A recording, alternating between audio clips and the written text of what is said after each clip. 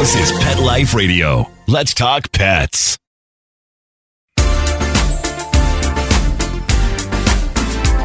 Rappaport to the rescue with award-winning animal advocate, best-selling author, journalist, and pet products creator, Jill Rappaport. Hi, I'm Jill Rappaport, and welcome to Rappaport to the Rescue. Well, as we all know, it is the year of the horse. And as a proud pet parent to 4 of these magnificent, majestic creatures, I can tell you firsthand, there is nothing like having a horse in your life. And I really feel so blessed to be lucky enough to have them with me at all times. Every day when I look out onto the pastures, just watching them makes me so happy and really at peace. Now, this happens to be the year of the fire horse, which is very rare because the last time we had this celebration was 60 years ago. So, folks, this will not happen again until 2086. So you better rejoice and take notice. This is a special one. And speaking of horses, our guest today is a huge horse lover with 2 of her own. Plus, she is also a fellow ambassador for Horses for Mental Health, which kicks off again in May.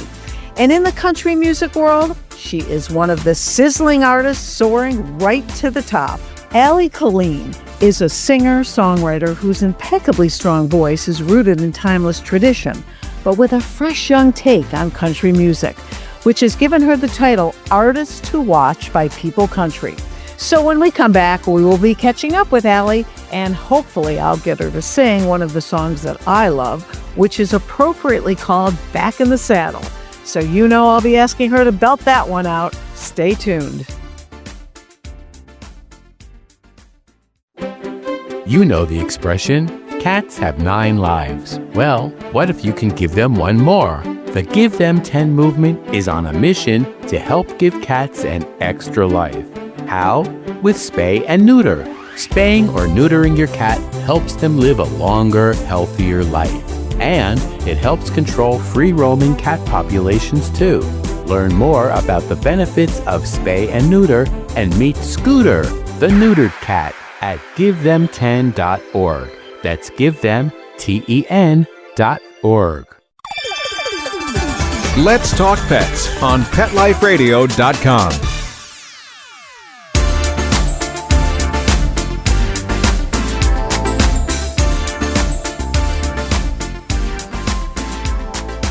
Welcome back to Rappaport to the Rescue. I'm Jill Rappaport, and boy, are you going to love our guest today.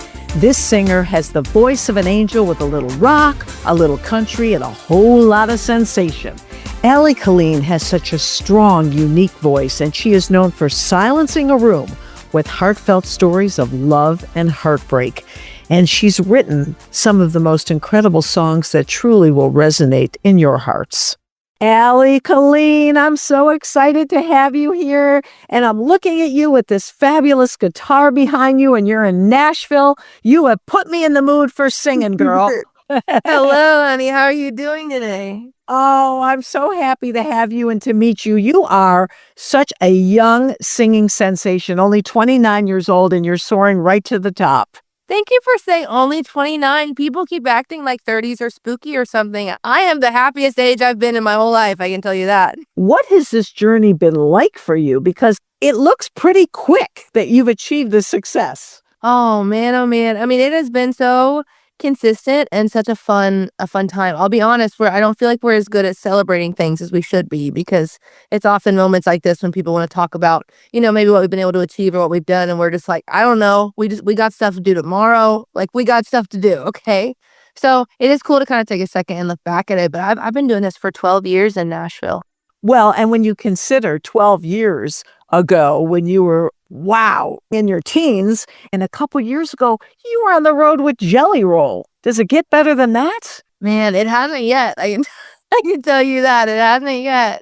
We were so privileged to be on that tour, though, and everybody on it was so kind to us, and it was so fleeting. We did 20 cities in 28 days, and it was over like that, and it was the coolest thing we've ever done. What did he teach you? What impact did he have on you and your career? Jelly taught me a lot about how I would like to run a tour in the future if I was lucky enough to, to get to do that kind of thing. I love the way that he supports independent artists, because he had Alexandra Kay out before me, and she's independent as well. And so just really grateful because, Nashville's just popping, dude, with like the greatest young, middle-aged, everyone. Like you can find anything you're looking for here in Nashville. And the fact that he liked something that we got going on was pretty special for us. Have you kept in touch with him? I think Jelly gets a new phone like every 2 weeks or something. I don't think anyone can keep up with Jelly. And I respect it. I get it. But no, I ain't gonna line for Jelly no more. It's been a pretty quick meteoric rise for you, hasn't it? I don't know, because we're not a viral kid. You know what I mean? And that seems like the most overwhelming overnight change in your life, is to have, something that's significantly viral going on out there. And there's a couple artists who have came out of that. I think Priscilla Block was like the trailblazer of the viral kids as far as TikTok goes. So we haven't had anything like that.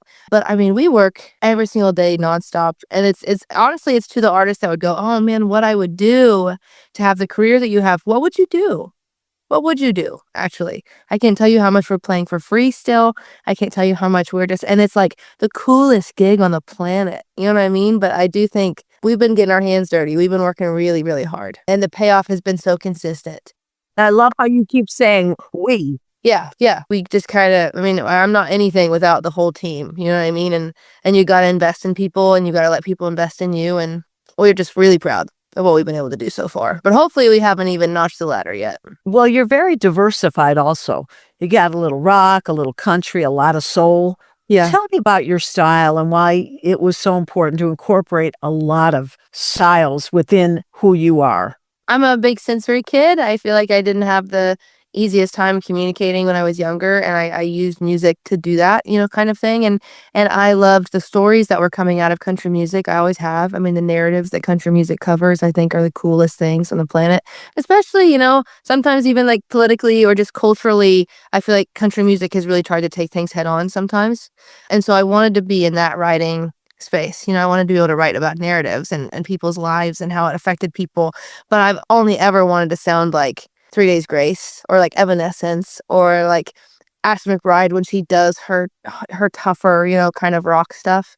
And so we're trying to find our world in our sound. We're really trying to keep the narrative about the cowboy and rodeo and all those things that we love so much. But we need subs at our shows. You need to be able to feel what we're doing. So we're kind of in a weird space, but everyone's been really kind about it so far. And not only to have and been blessed with an incredible voice, but you have the ability to write these songs, and you've penned such beautiful lyrics, coming from your heart and soul. Thank you. It's a privilege. I mean, and it's crazy. I think, I don't know, I guess there's two ways to see songwriting. You either see songwriters as really selfless or really selfish, but either way, for me, it really is a selfish thing. I just grew up just writing about myself and just didn't have a care in the world for anybody outside of me, and just wrote stories about me to try and communicate to people. And then you play those songs for people and they're like, is that about me? And I'm like, no, bro, it's about me. But it's such a cool way to connect to people that I didn't expect. I was like, no, they're writing about you at all. And you sit here and it's just a really cool way to connect just people's lifelines with just their experiences and, what they've taken from their time here. And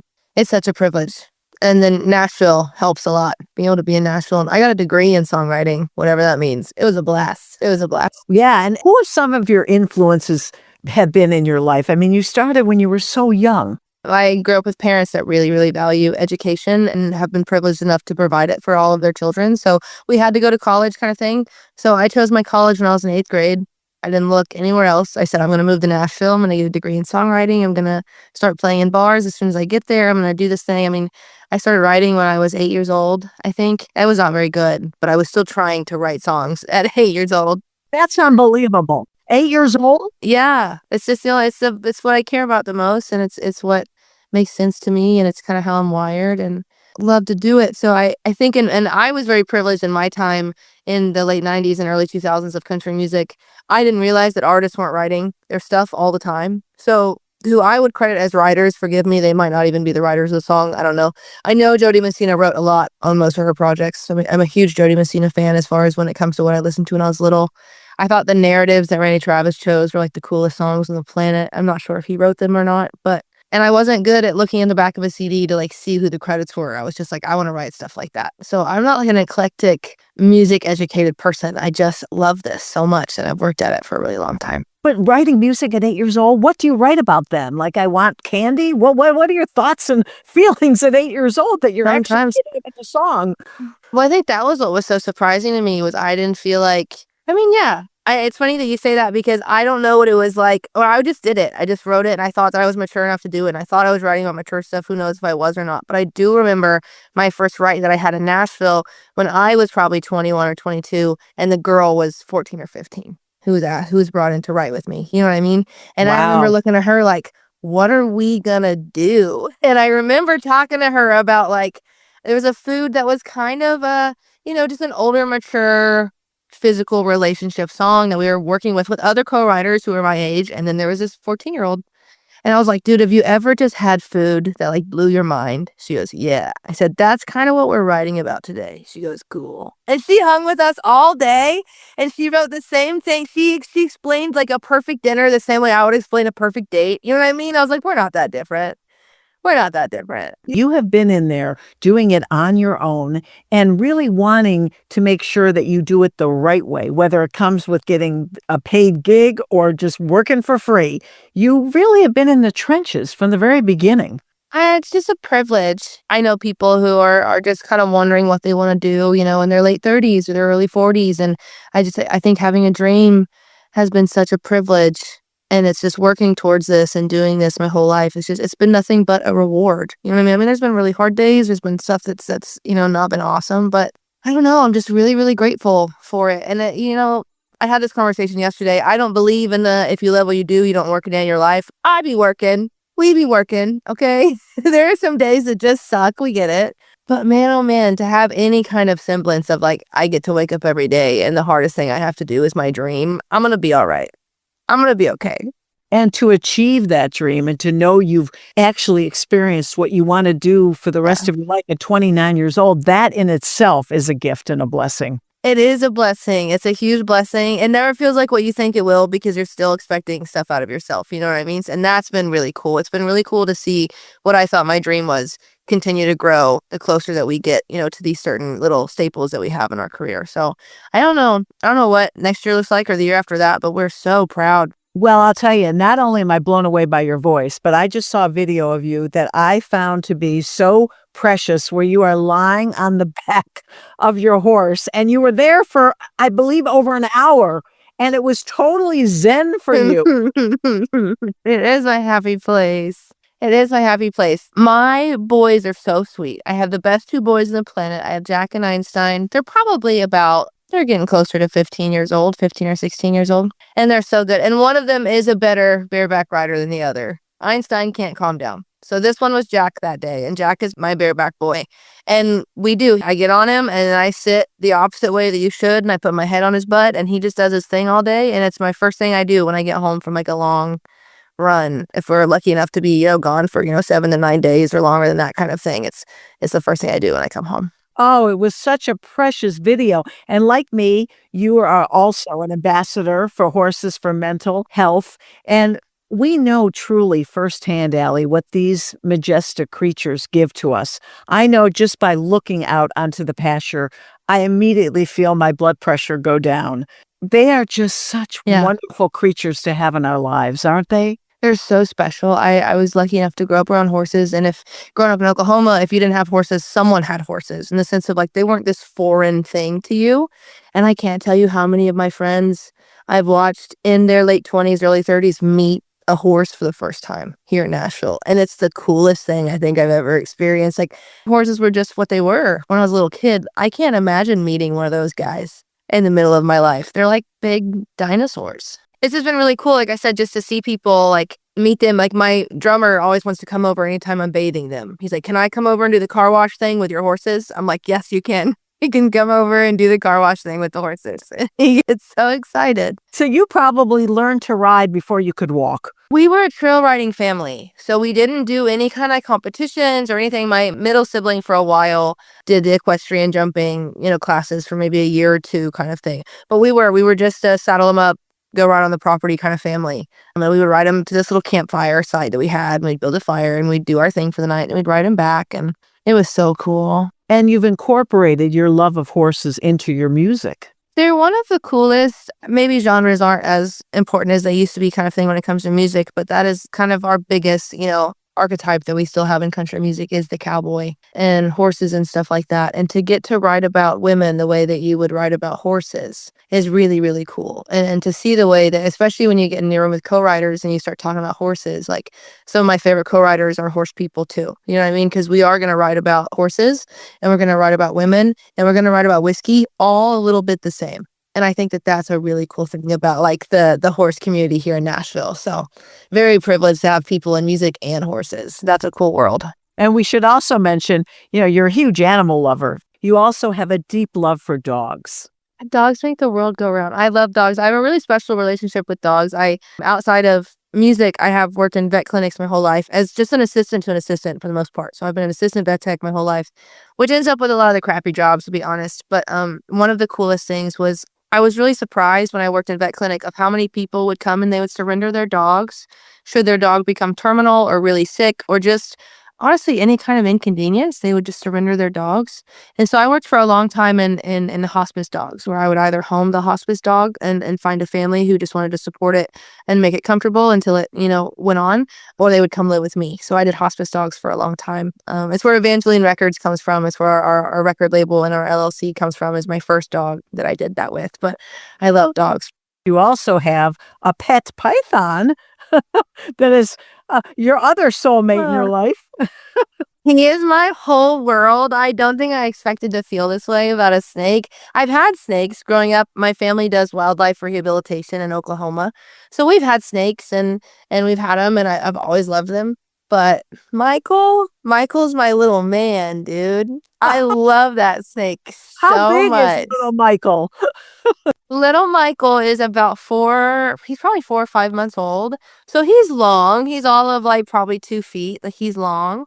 But he's just like that wide. Like he's little. I love him so much. On that sweet snake note, I would be remiss if I ended this interview without getting a little sample of some of your beautiful songs. And you know the one I love, Back in the Saddle. Oh, I'd be happy to. I'd be happy love to. it. You're easy. This is great. All I do is sit around and wait on someone to ask me to sing. That's literally all I do. I'm just like, anyone gonna ask me to sing yet? Jeez Louise. Oh, and all I do is ask people to do things. So this is a perfect match. So Back in the Saddle, I want to be honest with you. I wrote it with my little brother, and it's 2 chords and a tuning that I don't know. I could figure it out for you, but I don't think it'd be very good. But I do have another little country song. Like I have a horses song if you'd like another horses song. Oh, okay. And this one you can't find anywhere, so hopefully you'll like it. And it can be something special, because I don't know what we're going to do with it yet. Are you debuting it here first on Rappaport to the Rescue? I am debuting it here first, but I also don't know if we're ever going to debut it in real life. So we're like debuting something that could be a secret forever. You know what I mean? Because I don't know what we're going to do with this song, if we're going to do anything with it. But it will live here with us forever, for sure. So that's a debut. It's called Cowboys It Gets, you guys. It goes like this. Wide open, like that sky out on the plains. Hard up on that saddle, it's as golden as the grain. 'Tis flowing wherever that wind blows. Rolling like a tumbleweed with lightning in them bones. Running down a hard range, howling at the storm. Stronger than the barbed wire, rugged, tough rock to the core. Running down wild horses with those fingers soaking wet, you catch 'em yet. That girl's his cowboy eyes. Let me warn you, she ain't looking to be tamed.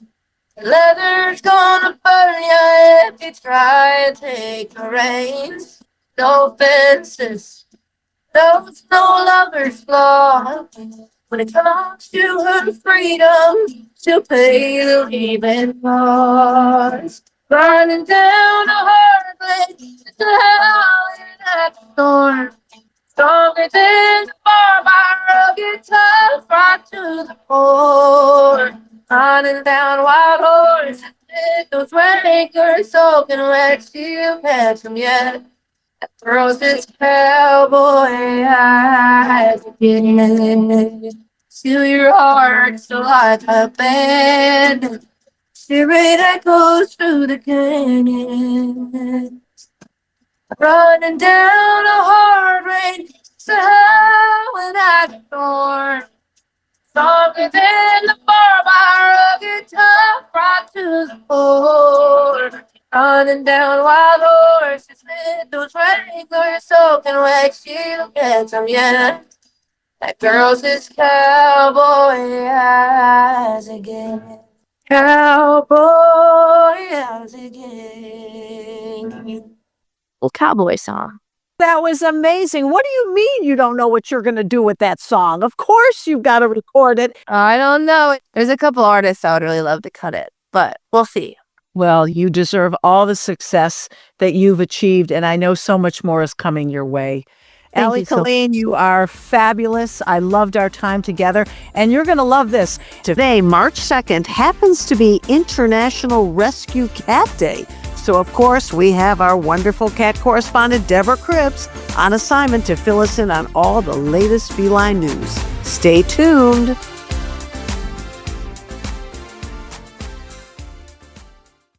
Take a bite out of your competition. Advertise your business with an ad in Pet Life Radio podcasts and radio shows. There is no other pet-related media that is as large and reaches more pet parents and pet lovers than Pet Life Radio. With over 7 million monthly listeners, Pet Life Radio podcasts are available on all major podcast platforms. And our live radio stream goes out to over 250 million subscribers on iHeartRadio, Odyssey, TuneIn, and other streaming apps. For more information on how you can advertise on the #1 pet podcast and radio network, visit PetLifeRadio.com/advertise today. Let's talk pets Let's talk pets on Pet Life Radio. Pet Life Radio. PetLifeRadio.com.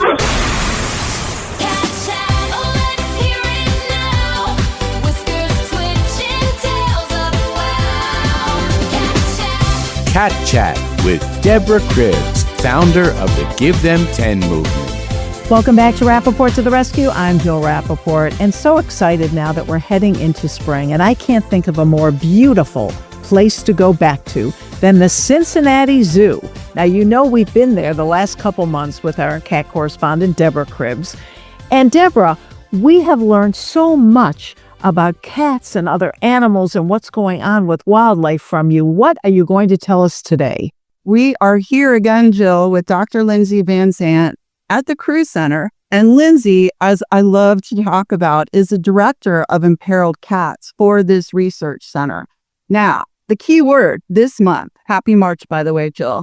Thank you. The key word is research. We have done together, we have funded, Dr. Lindsay and her team have done the work to come up with what will hit the market someday, non-invasive spay for female cats. We're very excited about that. But what else have we done? We have funded other studies with Dr. Lindsay and her team, and I want her to tell you some of these studies because they're super interesting. Lindsay? Absolutely.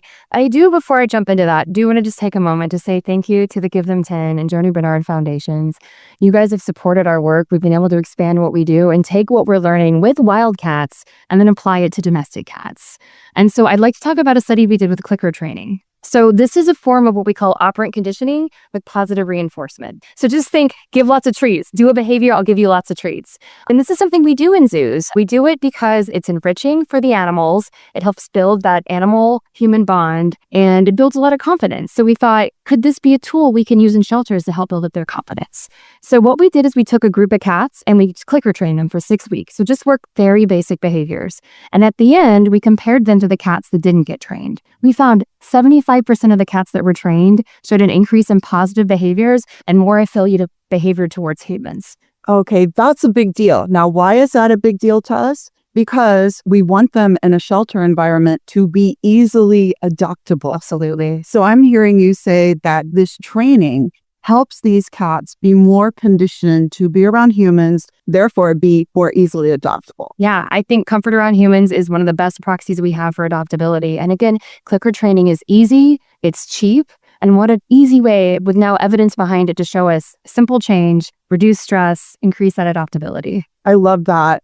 when we started this program a couple years ago, we challenged Dr. Lindsay. We said, what kind of studies can you do that's not just for scientific pursuit, but to actually help the shelter environment? Yeah. And they thought long and hard and came up with a couple of studies. Tell us about another one. Okay, let's talk about double compartment housing. So this is really based on the foundation by Dr. Kate Hurley, who's at the UC Davis Shelter Medicine Program. And so what they've been advocates for is giving cats two spaces that are interconnected versus just a single cage. And the importance of that is then these key activities, eating, drinking, sleeping, they can be performed somewhere other than when you're performing your litter box activities, which I think inherently makes sense to all of us, right? That you kind of want separate living spaces for that. And so this was led by another veterinarian on my team, Dr. Julie Barnes, and she used some pretty fun tools. So we put Fitbits into the collars of these cats so we could monitor their activity level. And we also had an RFID chip, and that allowed us to know exactly in their space where they were located. And then we also looked at hormones to look at stress levels. And we found that cats in double compartment housing had lower stress hormones, and they would spend far less time in their litter box. Meaning, to us, that's really good indications of improved animal welfare. So again, if we could reduce stress, we can make them happier, they're gonna be more adoptable. In this case, they absolutely proved it, that in a shelter environment, hopefully not for very long, just measured in days, not weeks or months, the cats are less stressed in a double compartment environment. Less stressed cats get adopted more easily, and that's what we want. We have this need. We want to save them all. And historically, shelters, you go into a shelter and there's just a cat in every corner, and we think that's giving them the best care. But in reality, if we give them that space, if we make them happy and healthy, the cats get adopted more quickly. And in a year, you're going to move more cats through and get them more adopted because they're not all shoved and tight in there. So I think it's also, again, a scientist point of view that I think evidence is really important to inform the decisions that we make. You heard it here first, Jill. Just incredible news. And my hope and dream is that what you are doing at the Cincinnati Zoo will be educating the world. We need to know this everywhere so that everyone everywhere can be doing what you're doing. Yeah, absolutely. I think a platform like this is so great that we get to share with a wider audience. Dr. Van Sant and Deborah Cribbs, amazing information. You must come back again when you have any new updates or any breakthroughs. We really appreciate it. And thank you all for listening to this very informative Rappaport to the Rescue. Let's Talk Pets, every week on demand, only on PetLifeRadio.com.